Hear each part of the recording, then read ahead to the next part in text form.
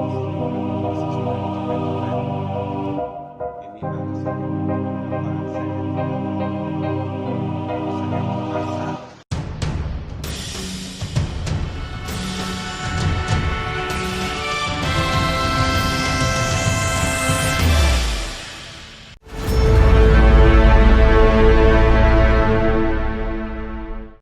Assalamualaikum warahmatullahi wabarakatuh. Kembali berjumpa dengan saya, Hirs Marif dari Forum News Network. Sebuah masjid di kawasan Pasar Kemis, Tangerang, Selasa malam dicoret-coret oleh seseorang, dan kebetulan Manusia Merdeka Bung Said Didu sempat langsung ke lokasi kejadian. Saya akan mengajak ngobrol dengan Anda bagaimana situasinya dan apa yang terjadi. Assalamualaikum Bang Said Didu. Waalaikumsalam warahmatullahi wabarakatuh. Ya, jadi tadi malam Anda sempat ke masjid yang dicoret-coret itu ya. Gimana ceritanya itu Bang Said itu? Jadi sebenarnya musola sedang viral. Saya ingin menyaksikan langsung apa yang terjadi dan bagaimana sebenarnya tanggapan masyarakat dan kesiapan aparat menangani hal-hal seperti ini.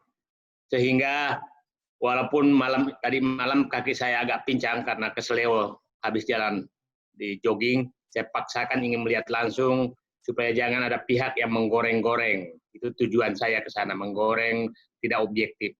Dan saya menyaksikan langsung bahwa sangat sedih, itu musola yang tempat, karena itu daerah penduduk padat, musola yang tempat mereka menghilangkan kepenatan dari bekerja berat, terus tahu-tahu ada yang coret. Jadi kejadiannya tadi malam tuh ada aparat semua, ada polisi, ada tentara, ya termasuk umat-umat yang datang untuk menyaksikan, tapi sudah dibersihkan semua sebelum sholat maghrib. Jadi kejadiannya itu antara sholat duhur sama sholat asar.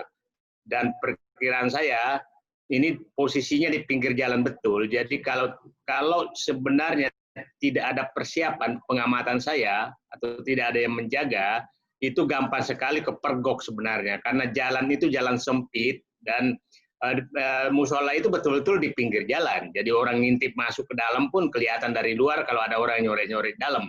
Jadi sepertinya kemungkinan nggak sendirian menurut saya, analisis saya, karena menurut penjelasan orang di sana adalah bahwa itu kelihatannya masuk dari pintu belakang musola dari samping.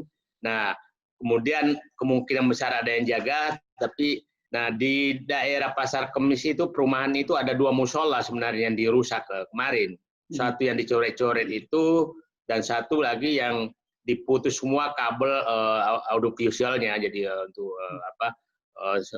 audionya digunting, bukan dicabut, digunting oleh mereka. Dan yang sedihnya saya itu adalah karena Al-Quran juga dirusak, dipilok oleh mereka. Dan itu Al-Quran besar yang suka membaca Al-Quran itu sampai menangis, hampir menangis tadi malam saya ngobrol, karena dia bilang, itu Quran saya yang selalu saya baca, dan saya udah hampir tamat, dan saya nggak bisa lagi baca Quran gara-gara sudah dipilok. Jadi itu sebenarnya membuat, tapi saya senang bahwa umat bisa menahan diri, mereka bisa menahan diri dan menyerahkan semua ke polisi. Jadi saya berharap ini ditangani dengan baik, karena kita tahu Pasar Kemis itu adalah daerah penduduk padat, dan ya di sana maksudnya tingkat keimanannya lebih tinggi. Jadi jangan sampai menjadi pemicu pemicu terjadinya ketegangan. Dan saya berharap polisi jangan sampai ada yang ditutup-tutupi dari pengungkapan kasus ini, karena rakyat di sana pintar.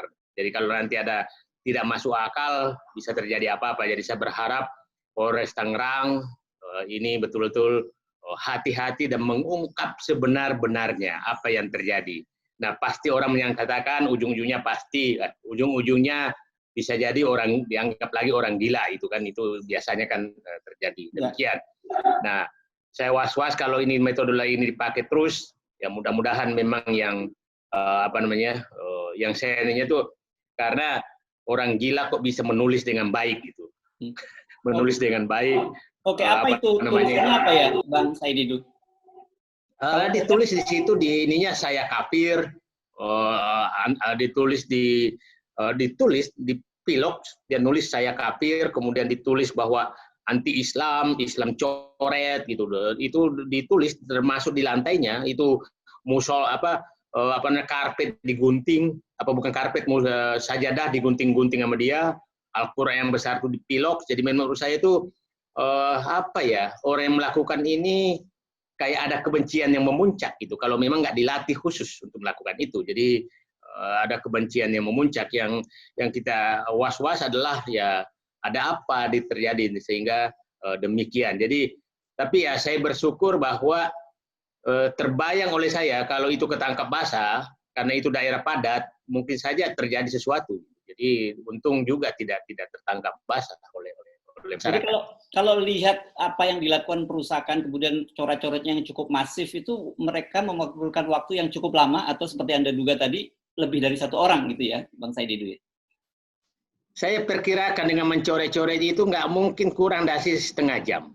Tidak mungkin kurang, karena dia menggunting karpet, dia mencoret-coret lantai, mencoret-coret dinding musola, mencoret-coret itu nggak mungkin kurang dari setengah jam, nggak mungkin perkiraan saya. Jadi dan tidak mungkin jalan itu kosong setengah jam, karena itu betul-betul pinggir jalan rumah semua depannya, samping kiri kanannya rumah gitu. Jadi anak kecil juga keluar mainnya di jalan, jadi pasti kalau ada melihat orang dalam masjid dan melakukan sesuatu pasti teriak.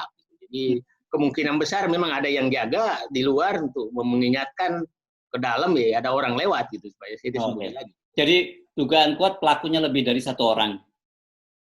Analisis saya sangat kebetulan kalau pelakunya pelakunya 1. Karena kenapa? Itu gampang sekali diciduk dan itu kira-kira kan berarti jam 1:30 itu jam 2:30 kira-kira kejadiannya gitu karena yang hari ya 2:30 sore itu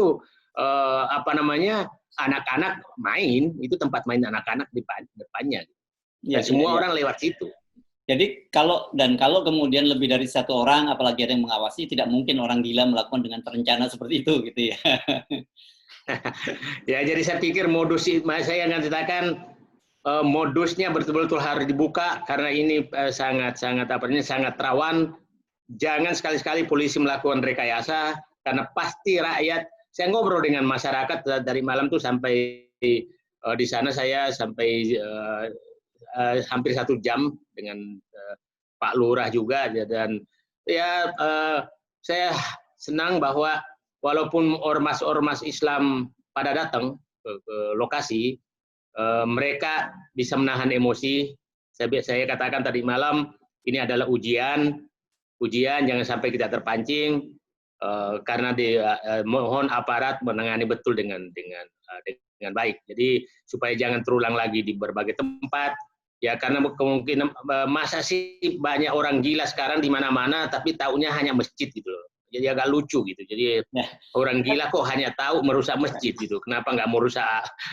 Kalau orang gila kan jarang merusak. Biasanya merusak lampu lampu stopan, yang lain kok tahu. Jadi orang gila seluruh Indonesia itu gila adalah taunya masjid yang dirusak. Gitu. Jadi agak lucu gitu. Ya. Dan kalau lihat tanggalnya ini kan tanggal 29 September menjelang tanggal 30 September itu ya. Dan peringatan G30 SPKI. Jadi nada-nada provokasi kelihatannya sangat besar gitu. Makanya Anda tadi menyatakan harus hati-hati dalam menyikapi gitu ya. Ada 2 kemungkinan kan. Provokasi atau memang ingin mengeksistirkan diri itu bahwa saya ada loh. Jadi saya ada. Jadi kita harus baca dari 2 hal.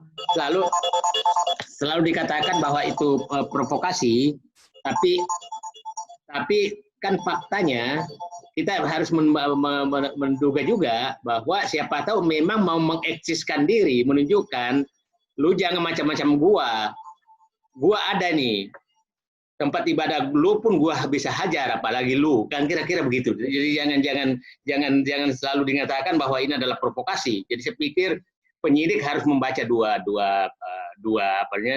alur. Ya. Ada 3 alur bahwa ini memang bahwa ya, alur utama dianggap orang gila tapi itu hati-hati. Alur kedua bahwa ini provokasi. Alur ketiga adalah menentukan 30 September besok aku ada loh. Kita nggak tahu. Jadi menurut saya arahnya harus ke sana. Ya, kita mesti mengawal ini. Tentu saja kita tidak ingin ini menjadi bola liar, tetapi kita juga tidak ingin kasus ini kemudian dinafikan begitu saja dan dia dianggap bahwa itu perilaku orang gila dan dilupakan, begitu ya, Bung Saidin. Saya sih berharap dengan menyaksikan tadi, saya agak terenyuh bagaimana sakitnya para jemaah tempat ibadahnya dirusak oleh orang, Al-Quran kitab sucinya dirusak oleh orang, sajadah tempat dia bersujud kepada Yang Maha Kuasa Allah Subhanahu wa taala digunting-gunting orang.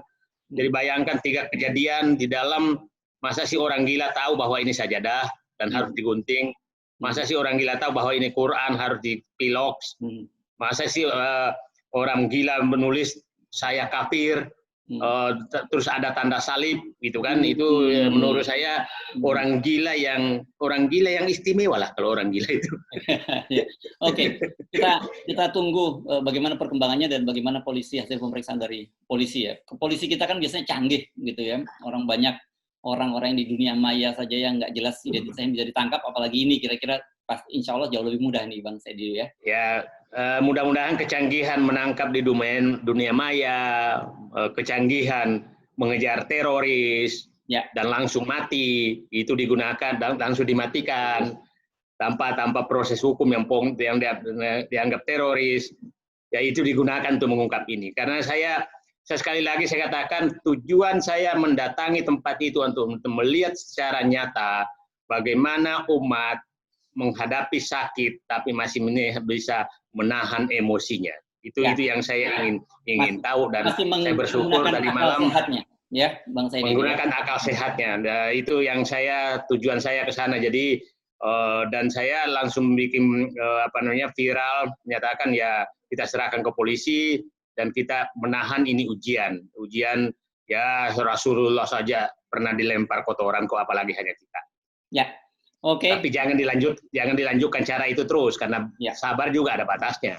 Ya, baik Pak Polisi, kita tunggu kiprah Anda. Mudah-mudahan saja ini segera terungkap dan bisa ditangkap para pelakunya dan motifnya jadi jelas, sehingga kita dalam situasi seperti ini tidak kemudian malah diadu domba.